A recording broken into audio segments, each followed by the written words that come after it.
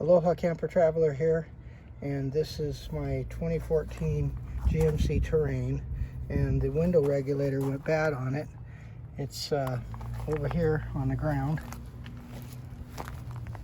and what happened was the cabling got all tangled up inside there. It's like a knot, and the window stopped going up and down. In fact, it just fell down.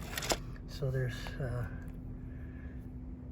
a new one that I just got from Amazon. I think it was $70 or $75, something like that. And it's an original equipment GMC part. And I bought these little tools at Harbor Freight. Harbor Freight has great stuff. Anyway, these are hardened plastic, and it helped me to get the door panel off safely. And now I'm putting it all back together. It's just a matter of common sense, really. It's not hard at all. Anybody can do it. And there's a new part inside there. And there's a bolt here, which is 10 millimeters. And this one is also 10 millimeters, and a third one down there that's 10 millimeters. Now the door handle has a smaller one in there. I believe it's a 7 millimeter, and yeah, it's a 7 millimeter, and it takes this little tiny bolt right here.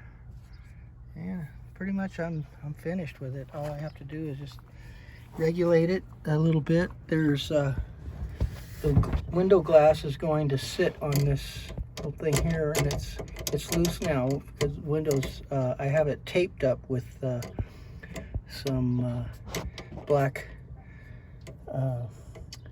duct tape, and once I loosen that up, I'll have to grab a hold of it and set it down inside there, and then tighten those two nuts. Pretty simple, and anybody can do it. And when it's all finished, I'll be a happy camper again. So this is Aloha Camper Traveler, and a little maintenance and repair video for you all. Enjoy it, and please subscribe to the channel. Help me keep doing these and giving you more channel and more videos. Aloha. Be kind to each other.